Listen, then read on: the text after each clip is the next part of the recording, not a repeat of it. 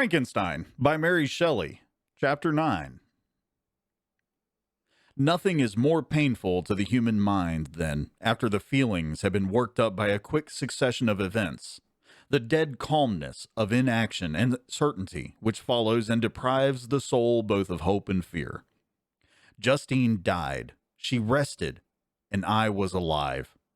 The blood flowed freely in my veins, but a weight of despair and remorse pressed on my heart which nothing could remove. Sleep fled from my eyes. I wandered like an evil spirit, for I had committed deeds of mischief beyond description horrible. And more, much more, I persuaded myself, was yet behind. Yet my heart overflowed with kindness and the love of virtue. I had begun life with benevolent intentions and thirsted for the moment when I should put them in practice and make myself useful to my fellow beings. Now all was blasted, instead of that serenity of conscience which allowed me to look back upon the past with self-satisfaction, and from thence to gather promise of new hopes. I was seized by remorse and the sense of guilt, which hurried me away to a hell of intense tortures such as no language can describe. This state of mind preyed upon my health, which had perhaps never entirely recovered from the first shock it had sustained. I shunned the face of man. All sound of joy and complacency was torture to me. Solitude was my only consolation. Deep, dark, death-like solitude. My father observed with pain the alteration perceptible in my disposition and habits, and endeavored by arguments, deduced from the feelings of his serene conscience and guiltless life, to inspire me with fortitude and awaken in me the courage to dispel the dark cloud which brooded over me. "Do you think, Victor," said he, "that I do not suffer also? No one could love a child more than I loved your brother." Tears came into his eyes as he spoke. "But is it not the duty to the survivors that we should refrain from augmenting their unhappiness by an appearance of immoderate grief? It is also a duty owed to yourself, for excessive sorrow prevents improvement or enjoyment, or even the discharge of daily usefulness without which no man is fit for society." This advice, although good, was totally inapplicable to my case. I should have been the first to hide my grief and console my friends if remorse had not mingled its bitterness, and terror, its alarm, with my other sensations. Now I could only answer my father with a look of despair and endeavor to hide myself from his view. About this time we retired to our house at Belrive. This change was particularly agreeable to me. The shutting of the gates regularly at 10 o'clock and the impossibility of remaining on the lake after that hour had rendered our residence within the halls of Geneva very irksome to me. I was now free. Often, after the rest of the family had retired for the night, I took the boat and passed many hours upon the water. Sometimes, with my sails set, I was carried by the wind, and sometimes, after rowing into the middle of the lake, I left the boat to pursue its own course and gave way to my own miserable reflections.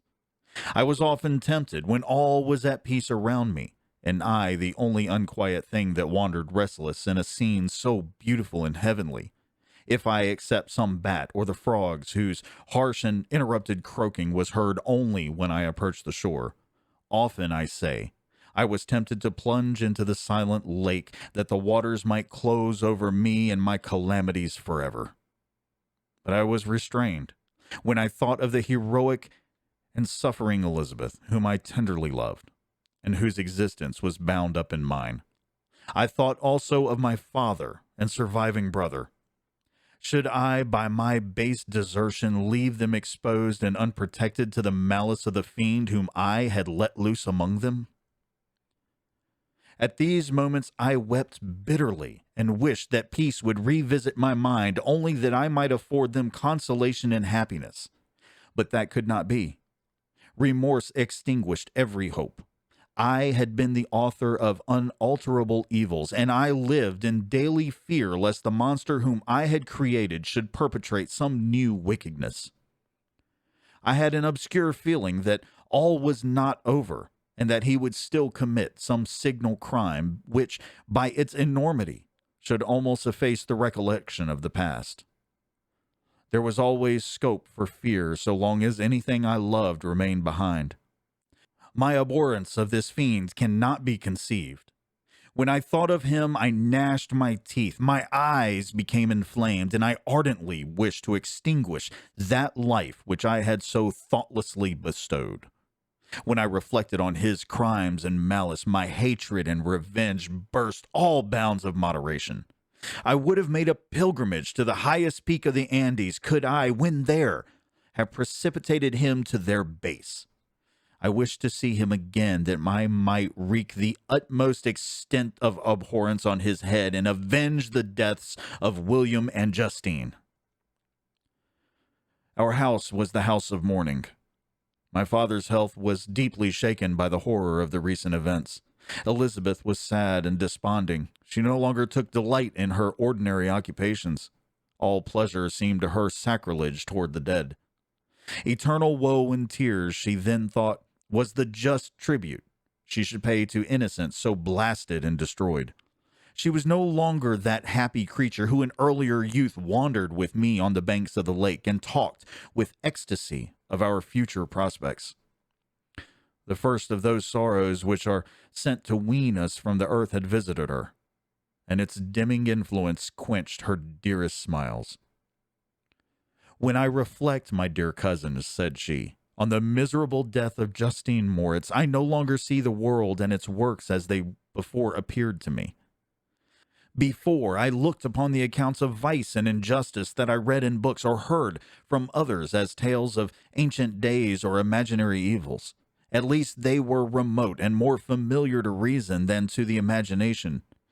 But now misery has come home, and men appear to me as monsters thirsting for each other's blood. Yet I am certainly unjust. Everybody believed that poor girl to be guilty, and if she could have committed the crime for which she suffered, assuredly she would have been the most depraved of human creatures.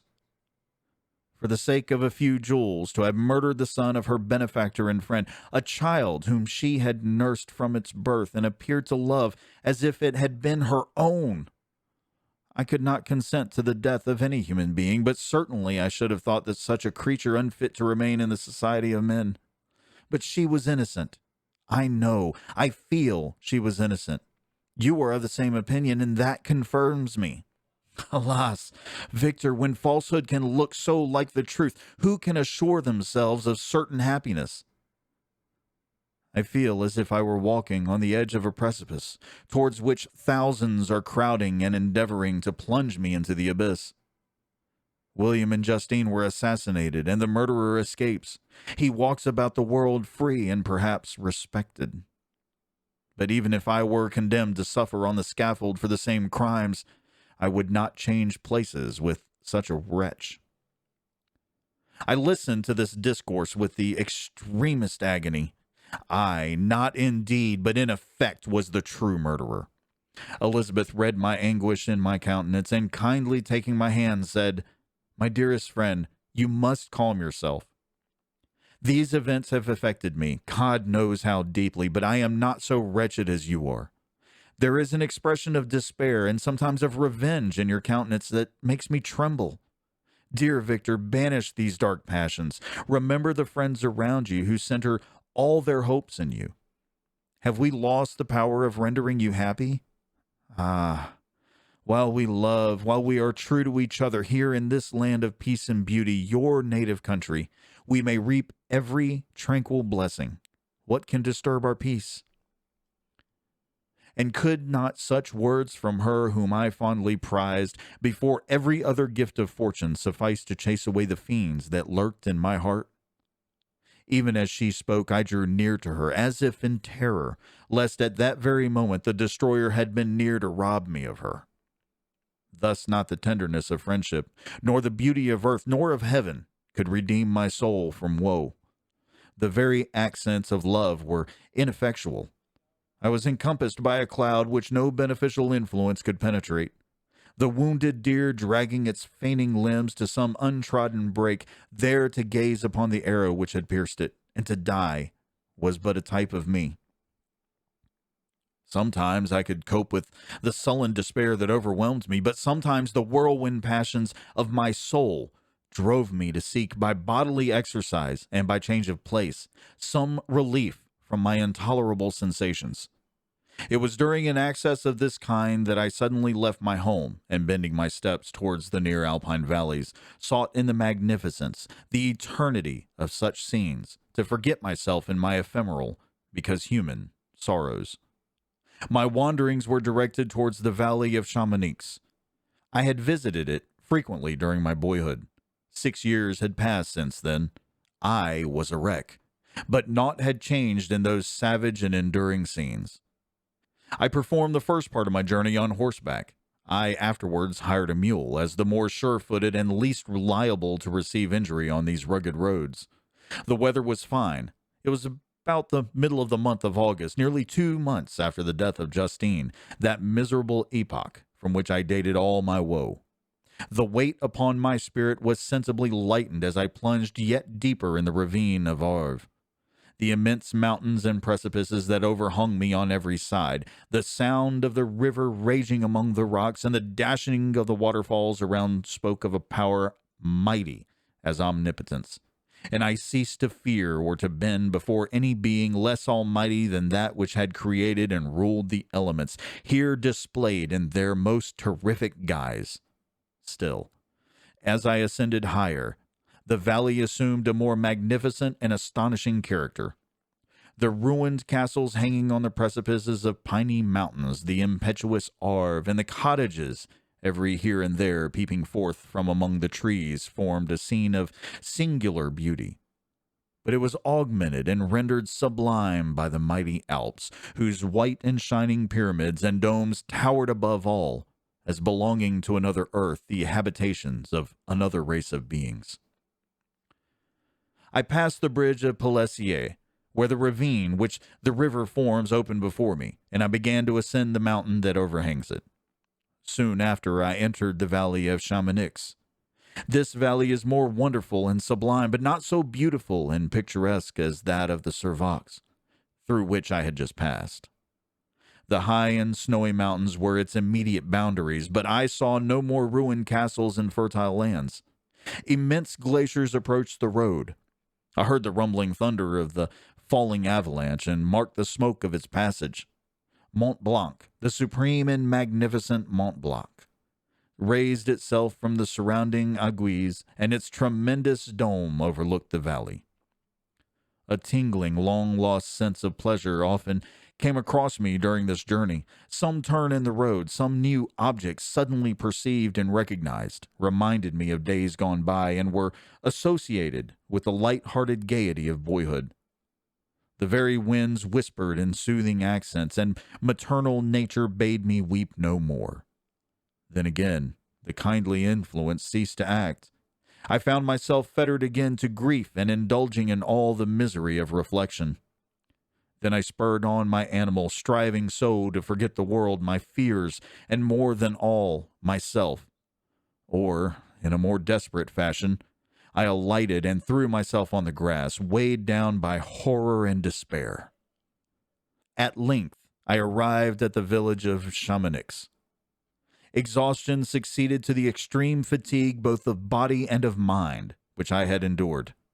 For a short space of time I remained at the window, watching the pallid lightnings that played above Mont Blanc, and listening to the rushing of the Arve, which pursued its noisy way beneath. The same lulling sounds acted as a lullaby to my too keen sensations. When I placed my head upon my pillow, sleep crept over me. I felt it as it came, and blessed the giver of oblivion. And thus ends Chapter 9 of Frankenstein by Mary Shelley, which, on one hand, seemed to be an easier read, and on another hand, seemed to be a more difficult read. I apologize for anything that I may have misspelled or mispronounced, I should say, and I also apologize for not having this out last week. I've been dealing with a little bit of a sinus issue, so I've been having a lot of sinus drainage and some coughing, and it's Listen, I'm not a fan of spring, okay? All right? I'm not a fan of spring. I love it. It's beautiful, but it tries to kill me every year due to pollen. I'm not comfortable with that, all right? I'm just not.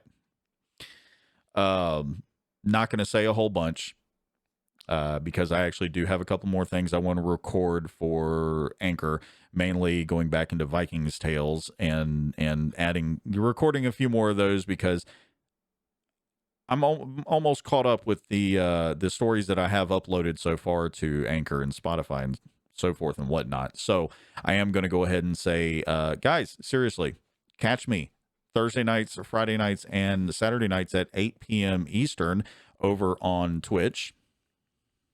It's a fun time. We have fun. We enjoy it. Come on in, have fun with us, especially Saturday nights, because Saturday nights are Phasmophobia nights, and that just shenanigans galore. Sometimes it gets pretty nuts.